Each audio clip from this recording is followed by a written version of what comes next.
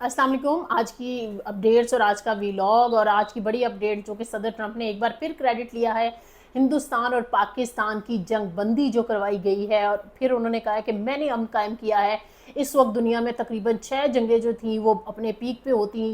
हज़ारों लाखों लोग मर जाते। आप ये देखिए कि जो कंबोडिया की जंग बंदी अभी उन्होंने हालिया क्रेडिट लिया है, लेकिन एक जगह उन्होंने बेबसी का इजहार किया है और उनका कहना है कि जो हमास के साथ जो गुफ्तगू है या बातचीत है या फिर सीज़ फायर है वो थोड़ा मुश्किल है। लेकिन आवाज़ और गूंज तो ये भी है कि कोई बड़ी चीज़ आ रही है। जिस तरह से अब्राहम अकॉर्ड के तहत 2 स्टेट सोल्यूशन के लिए बहुत सारे अरब ममालिक जो हैं इसको मानते हैं, और मुस्तकबिल में पाकिस्तान भी कुछ टाइम से हम देख रहे हैं कि पाकिस्तान के हुकूमती हलकों से भी इस किस्म के बयानात का आना कि अगर 2 रियासती हल दे दिया जाता है फ़िलिस्तीन और फिर इसराइल को, तो क्या जो मुसलमान ममालिक हैं वो 2 स्टेट सोल्यूशन को मानते हैं, क्योंकि पाकिस्तान का हमेशा से मौक़िफ़ रहा है कि इसराइल एक नाजायज़ रियासत इन अ सेंस है कि वो सरजमीन उनकी नहीं थी, वहाँ पर उनको इल्लीगली आबाद किया गया, और फिर जिस तरह से उनकी आबादकारी को बाकायदा एक मुनज़्ज़म डिज़ाइन के तहत किया जाता है, किस तरह से नकबा होता है, फ़िलिस्तीनियों को दरबदर कर दिया जाता है, और ये सब कुछ हो रहा है ताकत के ज़ोर पर, असलहे के ज़ोर पर।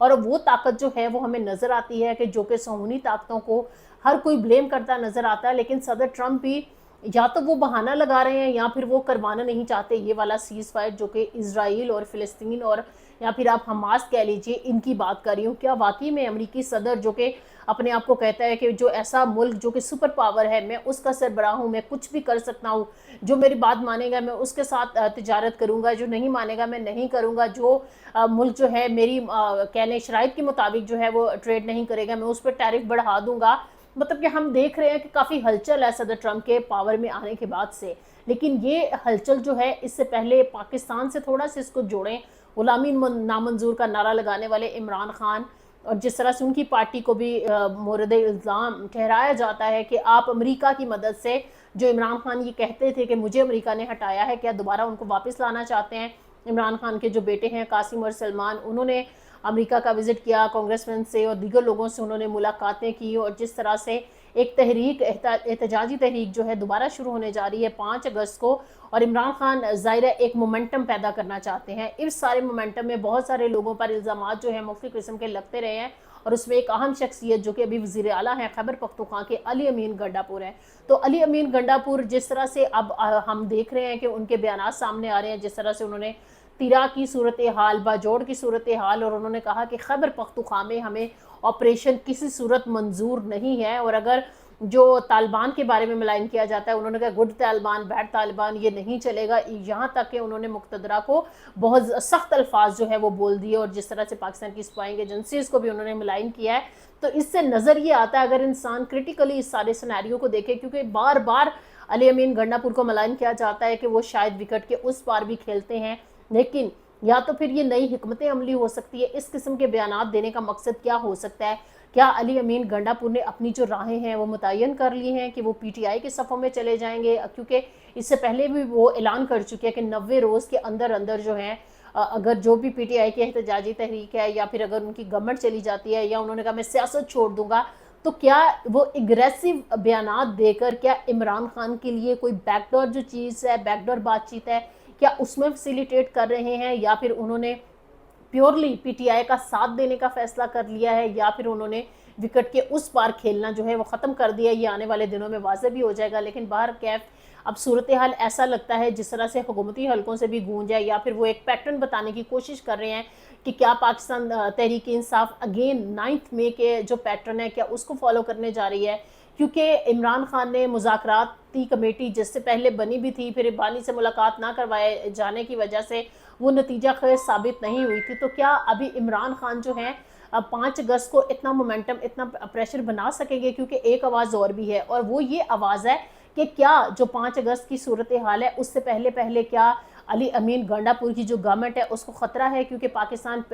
जो पीपल्स पार्टी है उसको कहीं ना कहीं अहम तरीन टास्क जो है वो सौंप दिया गया है। जिस तरह ललकारा है अली अमीन गंडापुर ने कि अगर आप अदम एतमाद करके दिखाएं, तो जो फैसल करीम कुंडी हैं जो कि उनका ताल्लुक जो है वो पीपल्स पार्टी से है, वो गवर्नर है इस वक्त, उनके पास आइनी ओहदा है, लेकिन उसके बावजूद हमें नज़र आया है कि वो बयानात देते नज़र आए हैं। उनका कहना यह है कि जिस दिन हमारे पास एक नंबर भी ज़्यादा हो गया, और ये नंबर गेम की बात है, جس طرح سے ہم نے ماضی میں عمران خان کے خلاف عدم اعتماد کرایا تھا، کہا تھا اور کروا کر دکھایا تھا، اسی طرح سے وہ ابھی بھی اپنی بات پر قائم ہے اور وہ کہتے ہیں کہ علی امین کی گورنمنٹ جو ہے وہ رول ہونے جا رہی ہے۔ اب دیکھنا یہ ہے کہ جس طرح سے علی امین گنڈا پور نے اپنی راہیں پی ٹی آئی کی طرف مکمل کر لی ہیں، جو کہ ہمیں ان کے بیانات سے ہم اسیس کرنے اور انالائز کرنے کی کوشش کر رہے ہیں، دوسری جانب کیا پاکستان تحریک انصاف جو ہے اس کو مشکلات کا سامنا اسی طرح سے کرتے رہنا پڑے گا؟ کیا امریکی صدر جو ہیں جس طرح سے عمران خان کے جو بیٹے ہیں وہ امریکہ میں گئے ہیں، انہوں نے لابنگ کرنے کی کوشش کی ہے، پھر اس کے بعد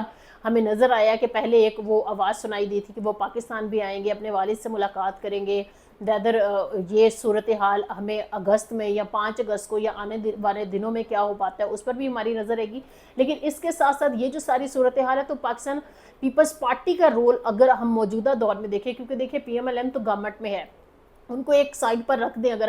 اگر آج ہم تھوڑی سی بات پاکستان پیپلز پارٹی پر کریں تو ہمیں نظر آتا ہے جس طرح فیصل کریم کنڈی نے کہا ہے کہ جس طرح عمران خان پر عدم اعتماد ہم نے لا کر دکھایا تھا، اسی طرح سے علی امین گنڈا پور کی گورنمنٹ جا کر رہے گی۔ تو کیا یہ وہی پیٹرن نظر آ رہا ہے جس طرح سے عمران خان کو وفاق سے ہٹایا گیا، سختی نہیں ٹلی ہے، آزمائش ختم نہیں ہوئی ہے، ان کے لوگوں کو ڈی نوٹیفائی جو کہ انسداد دہشت گردی سرگودا سے سزائیں ہوئی تھی، علی محمد احمد چٹھا سمیت علی جو ہمارے اعجاز چودھری ہیں سینیٹر پاکستان تحریک انصاف کے، اس کے ساتھ ساتھ ملک احمد بچر کو جو ڈی نوٹیفائی کر دیا ہے اور ظاہر ہے دوبارہ سے یہ سیٹیں ویکنٹ ہو گئی ہیں۔ اس کے ساتھ ساتھ آج پنجاب اسمبلی میں ملک احمد بچر کو نکالنے کے حوالے سے بھی گتھم گتھا تصادم نظر آیا ہے، ایون کہ وہ کہتے ہیں نا کہ تھپڑ مارنے کی وجہ سے پاکستان تحریک انصاف کے جو رکن ہیں ان کو 15 نشستوں کے لیے معطل بھی کر دیا گیا ہے اور 2 لوگوں کو معطل کیا گیا، 15 نشستوں میں وہ شامل نہیں ہو سکیں گے۔ اب اس ساری صورتحال میں ایک ہمیں نظر آ رہا ہے کہ صورتحال بن رہی ہے پنجاب میں اور دوسری صورتحال نظر آ رہی ہے ہمیں خیبر پختونخوا میں۔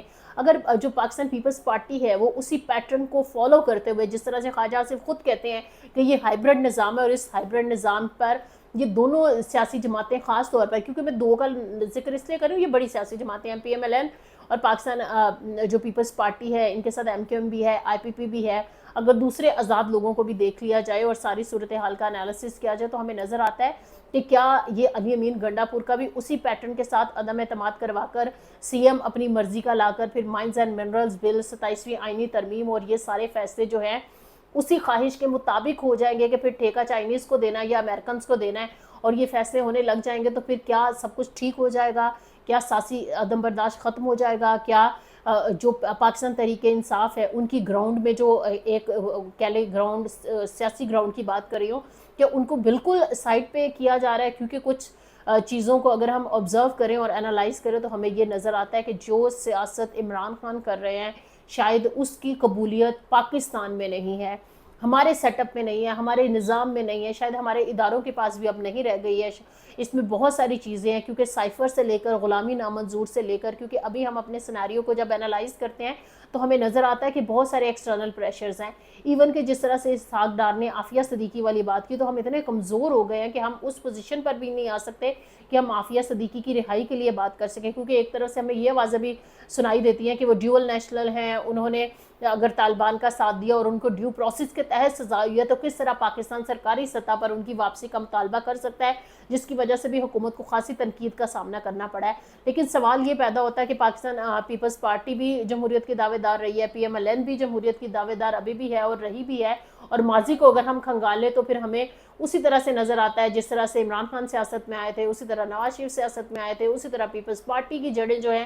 وہ کہیں وہیں سے نکلتی ہیں جہاں سے سب سیاستدانوں کی نکلتی ہیں۔ اب سوال یہ پیدا ہوتا ہے کہ پاکستان میں سیاسی بحران کے حل کے لیے مقتدرہ اور سیاسی جماعتیں بیچ کا راستہ کیوں نہیں نکالتی؟ کیا ون ونڈو آپریشن بڑی طاقتوں کو فیسیلیٹیٹ کرنے کے لیے پاکستان ہمیشہ یہی رول جو ہے وہ پلے کرتا رہے گا؟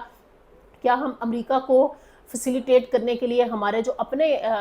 تمام تر صورتحال ہے اس وقت جو ہماری سیاسی کشیدگی عروج پر ہے، آنے والے دنوں میں اور مزید حالات جو ہیں وہ انپریڈکٹیبل ہوتے جائیں گے، سیاسی عدم استحکام بڑھتا جائے گا، تو کیا ہم کوئی ایسی راہ نکالنے سے کیوں ہچکچا رہے ہیں یا نکال نہیں پا رہے ہیں؟ کیونکہ ہم جنرل ایوب سے لے کر ضیاء سے لے کر اب تک جتنے بھی ہم سارے سینیریو کو اسٹڈی کرتے ہیں تو ہمیں نظر آتا ہے کہ ہمارے جمہوری ادوار جو ہیں وہ کمزور رہے ہیں. ہمارے جو سیاستدان ہیں چاہے وہ اپنے ویسٹڈ انٹرسٹ کے لیے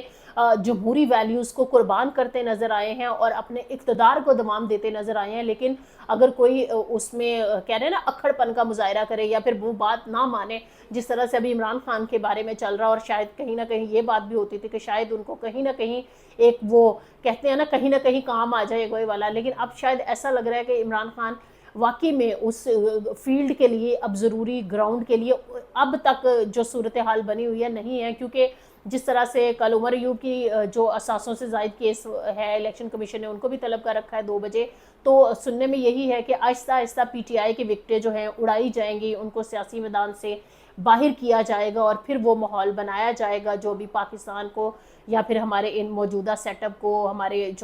جو ابھی سیاسی جماعتیں جو گورنمنٹ میں ہیں ان کو جو سوٹ کرتا ہے. تو کیا اس سوٹ کرنے میں ہم متحمل ہو سکتے ہیں کہ کہیں بلوچستان میں، کہیں خیبر پختونخوا میں جو نعرے لگ رہے ہیں، جو آوازیں اٹھ رہی ہیں، کچھ لوگ بلوچستان سے اسلام آباد بھی آئے، تو یہ ساری سچویشن میں کیا ہم نے بات چیت مذاکرات کے ذریعے پاکستان کے مفادات کو مد نظر رکھتے ہوئے ہماری جمہوری ویلیوز، ہمارا آئین، یہ ساری چیزیں کہاں چلی جائیں گی؟ ہم